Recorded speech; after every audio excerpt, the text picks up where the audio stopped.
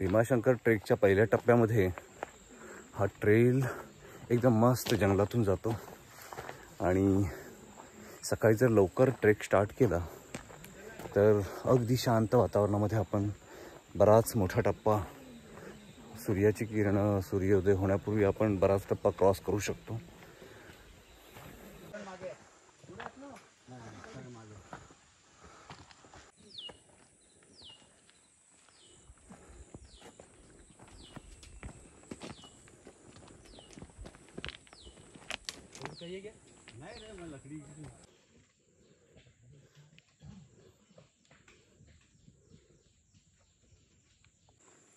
इकडे जागोजागी असे भीमाशंकरकडे जाणाऱ्या रस्त्याचे बोर्ड लावलेत इकडच्या स्थानिक संस्थांनी.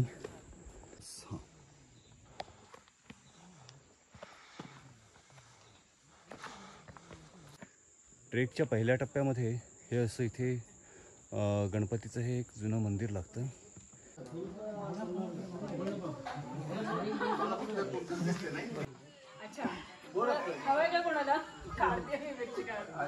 खातो जेव परत दुपारी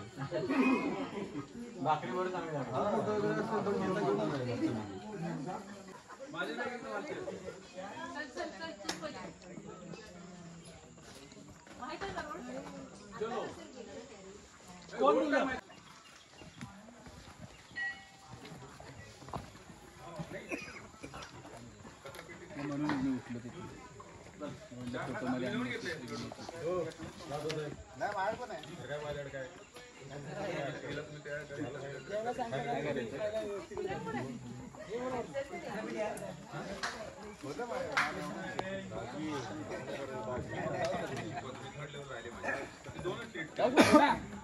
महेंद्र चला. हा दोन्ही खांद्याला ना बैल आतच फक्त. तावटे साहेब चला.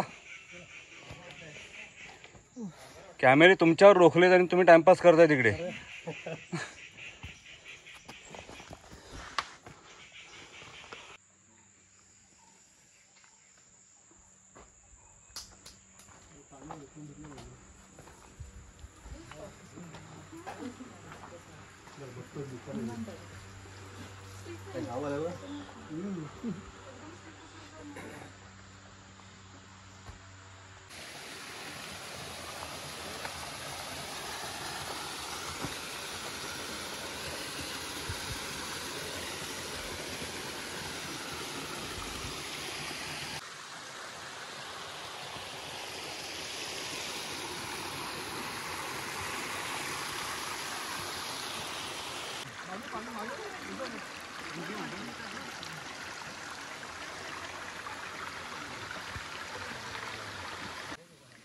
गणपती मंदिराकडून वरती थोडं आल्यानंतर हा समोर दिसतो आपल्याला पदरगड आणि हीच वाट अशीच पुढे आपल्याला भीमाशंकरकडे घेऊन जाते.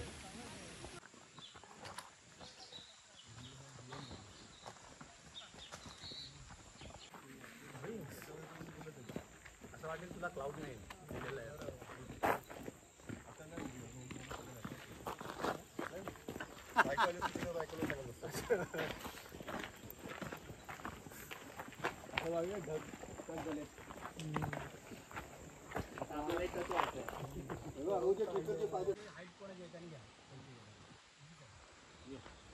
भीमाशंकरला जाताना समोर दिसतोय हा वाटेत लागतो पदरगड आणि इथून थोडंसं पुढे गेल्यानंतर एक विहीर लागते जिथून उजवीकडे जाणारी वाट ही पदरगडकडे जाते. तर सरळ जाणारा रोड हा भीमाशंकरकडे जाणारा रोड आहे. आपण भीमाशंकर किंवा पदरगडच्या रस्त्यावरती बरोबर चाललो आहे की नाही हे पाहण्यासाठी एक ठळक खूण म्हणजे ही इथे असलेली विहीर आणि ह्या विहिरीकडून हा एक रस्ता जातो. ही जी वाट जाते ही पदरगडाकडची वाट आहे आणि हा जो सरळ रोड इकडून जातोय हा भीमाशंकरकडचा रूट.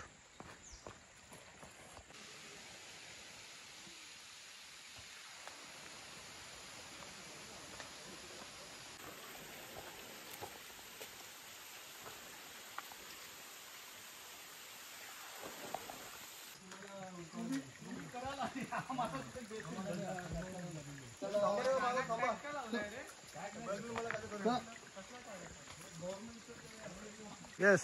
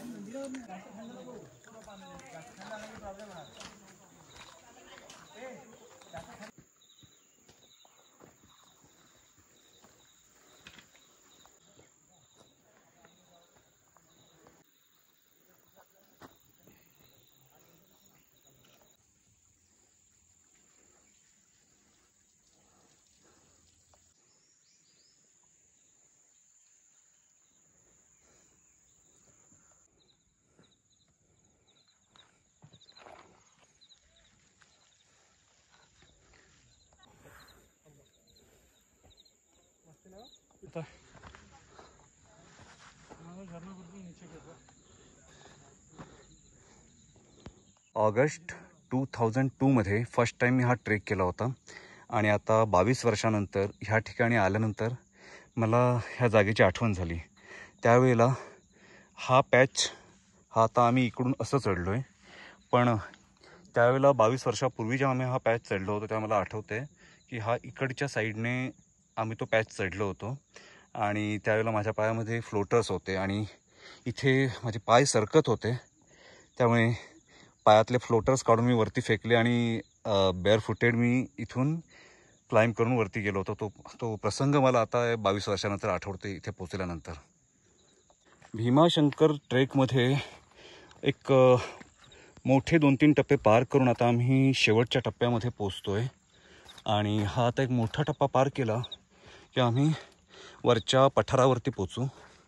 आणि आता इकडं सगळीकडे बघाल तर तुम्हाला फॉग दिसेल, म्हणजे इथे आता काहीच दिसत नाही आहे. खालचं गाव पूर्ण धुक्यात हरवलेलं आहे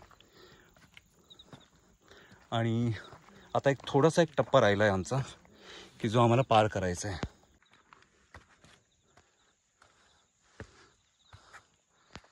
या ट्रेकमध्ये असे प्रत्येक ठिकाणी बरेच कातळ टप्पे येतात आणि हे कातळ टप्पे पार करणं हा एक थ्रिलिंग आणि एन्जॉयमेंटवाला प्रसंग आहे.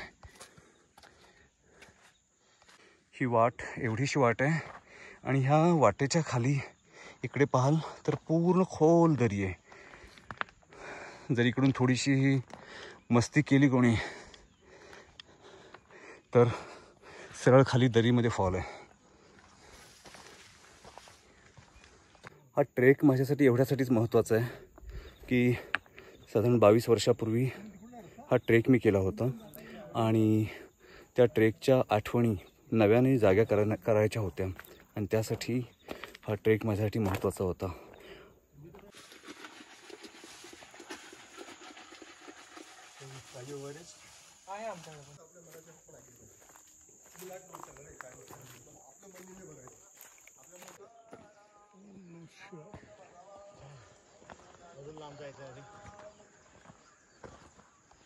हा एक समोरचा पॅच चढून वर गेलं की आपण भीमाशंकरला पोचतो आणि समोर तिकडे भीमाशंकरच्या बॉर्डरवरती डोंगराच्या एजवरतीच एक काहीतरी घर किंवा मंदिर काहीतरी दिसतंय आणि इनफॅक्ट भीमाशंकरच्या मंदिरात होणारी आरती पूजा वगैरे ते सगळं इकडे ऐकू येत आहे.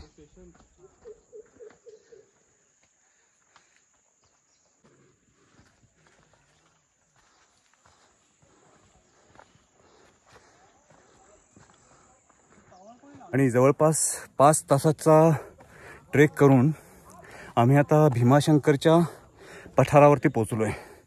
ॲक्च्युली हा ट्रेक तसा 3-3.5 तासाचाच आहे, पण आमच्यासोबतचा ग्रुप फार मोठा असल्यामुळे, म्हणजे आम्ही 36 लोक या ग्रुपमध्ये आहोत, त्यामुळे सगळ्यांना एकत्र घेऊन जाणं ह्यामुळे हा ट्रेक आम्हाला साधारण 5 तास लागले त्या ट्रेकला. आणि सकाळी 7 वाजता आम्ही ट्रेक स्टार्ट केला होता आणि आम्हाला आता इथे पोचायला 12 वाजलेत. तर आता इथून एक मला वाटतं 5-7 मिनटाच्या डिस्टन्सवरती भीमाशंकरचं ते मंदिर आहे. तर चला आता आपण तिथे गेल्यानंतर पुढचा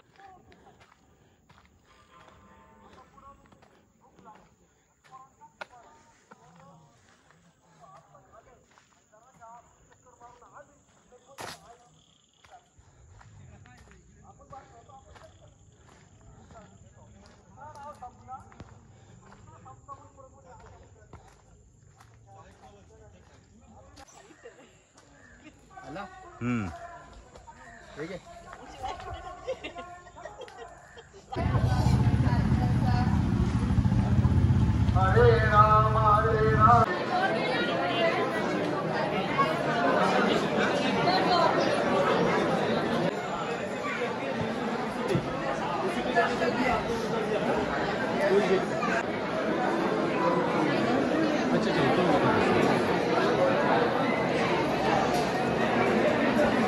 तिकडे ना मंदिर ते बघा.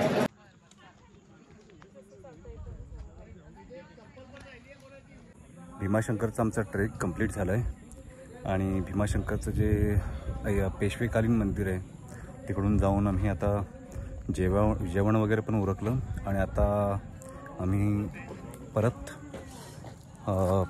खाली खांडसकडे जाण्यासाठी निघालो आहे. आणि आता टार्गेट ठेवलं आहे की आता 2:15 वाजले, तर एक साधारणपणे 6 वाजेपर्यंत आम्हाला खाली उतरायचं आहे. तर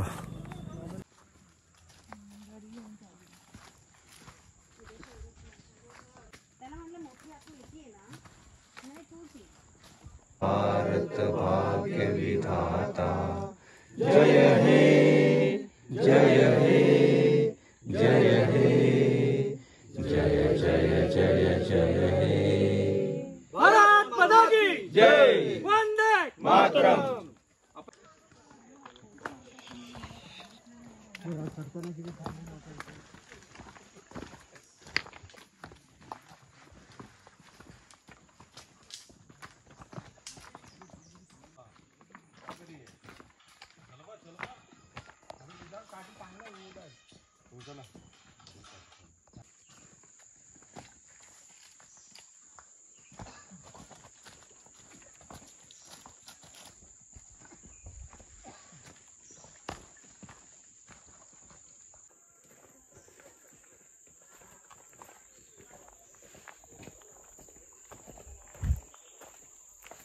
उत्साह कुठं होता कोण आवाज समोर दिसतो हा पदरगड.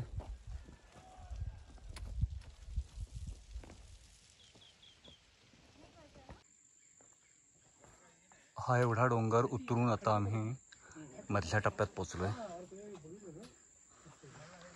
आणि इथून अजून हा एक पठाराचा पहिला टप्पा उतरायचा आहे आणि त्यानंतर त्याच्या खाली जो एक टप्पा दिसतोय तो उतरू तेव्हा आम्ही खांडसमध्ये पोचू.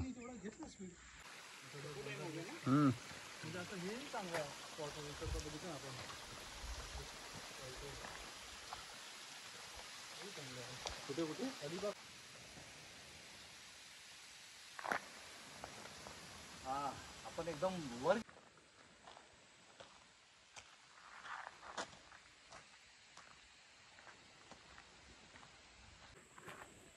भीमाशंकरवरून खाली उतरून आता जिथे एक रोड भीमाशंकरकडे जातो आणि दुसरा राईटकडे जाणारा रोड हा राईटकडची वाट ही पदरगडाकडे जाते, त्या पॉईंटपर्यंत पोचलो आहे.